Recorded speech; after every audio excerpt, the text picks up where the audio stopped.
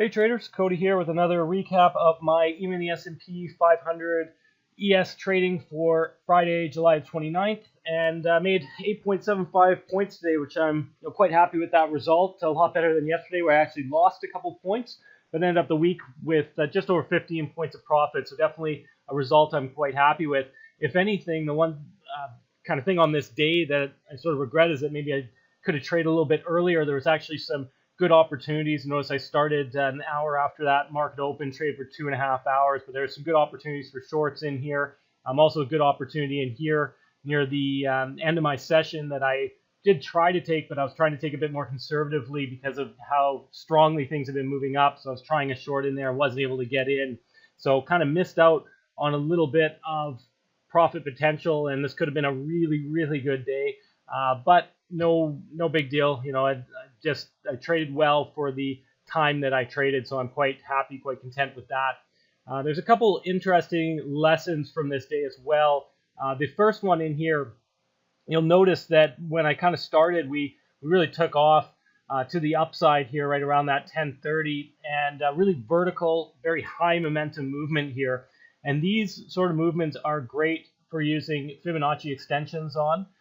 You notice that on this first move here, we've got a Fibonacci extension, the 61.8 up here, and the 100% extension of the move up here. And I use both of those for potential targets on trades. And then later, once we had this pullback, I kind of used this bigger swing as well in order to look at some other targets and some confluence later on for, again, profit targets in here. So that's what these green circles are, just areas that I was using targeting with those Fib extensions. So Fibonacci extensions, they are really useful when you get these vertical high momentum moves like this, but I often see them kind of misused or at least overused, where a lot of times for novice traders or sometimes even those with system sellers, that sort of thing, what they have is approaches that kind of put a Fib extension on pretty much every little move in the market, and they end up getting a ton of lines on their charts. And so every time price reaches one of those lines, they say, well, wow, look at the predictive value of this. Price reached this extension or that extension. But it doesn't really mean much when you have a ton of lines on the charts. So you don't really want to just put these things on every swing. You want to be selective with them. You want to make sure that you do have a high momentum movement, that you do have a nice vertical movement, because that's where they're going to be best, and that's where they tend to have the best predictive power in terms of price trying to reach into these areas, particularly 61.8 extensions and 100% extensions of the move. So that's why you won't see me use them every day, because not every day has these really high momentum vertical movements, but when we do, that's where I'm often opening up profit targets, and this is a really helpful way of doing that. So I like to trade into levels, taking profit at levels, and if I don't have levels, particularly in a good trending move, sometimes we're already breaking through prior highs or breaking through prior lows. Fibonacci extensions can be great for kind of giving us levels, kind of in space here in areas that we haven't touched for a little while.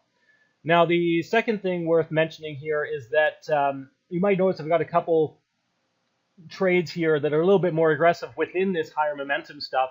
This is actually something that I am currently doing a fair bit of testing with and kind of integrating into some of my trading lately. And it's not really a new thing. It's a little bit of, at this stage, kind of a non-STA approach to some of these more aggressive moves, but something that I am definitely pursuing quite a bit and doing research on.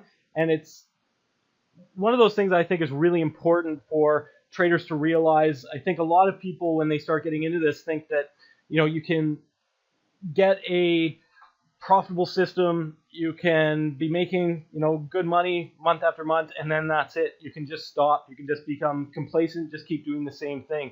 And there is something to that in terms of getting a routine and sticking with that when it comes to day trading. But I also think it's really important to try to continually grow and learn and improve, and to be expanding your overall knowledge of the market. And so I know for me and for professional traders that I've known for years, they all are continually kind of testing new things, trying new things, researching things, because even though a lot of the stuff that you learn and research doesn't end up giving you any better edge. Sometimes you find out that it just doesn't really change your edge. Sometimes there's just no edge there and you learn what doesn't work. But all of that sort of stuff improves your overall knowledge. So I think it's no different than somebody in sports, elite competitor in sports. They're not going to stop just because they're getting to a pretty good level of consistency. To maintain that, they need to continue to try to grow and learn and improve. And that's what allows them to stay at that higher level for a long time. It's not being complacent and just getting there and sticking to a routine. So with this sort of stuff, you have to take your time with it when you're doing this research stuff. A lot of the things I do don't really get integrated, but I make sure that I do thorough back tests with these things. I do sim trading with them for a long time, slowly integrate them into my live trading. So I still use the same approach I've used for years. There's not many changes, but it is one of those things that I still am always looking for ways that I can tweak things a little bit more, that I can improve that edge a little bit more, ways that I can expand my sort of trading toolbox. So just thought it was worth kind of covering that a little bit, because I think that's a little bit of a misconception with day trading, is that once you figure it out and you've got a little bit of profitability happening, that's it. The journey's kind of done. But that's part of the fun and part of the challenge, I think, with day trading, is that you're always able to learn and grow, and there's always opportunities to improve. So that's it for now, guys. Thanks a lot, and I hope you had a great trading week as well, and I'll see you guys next week.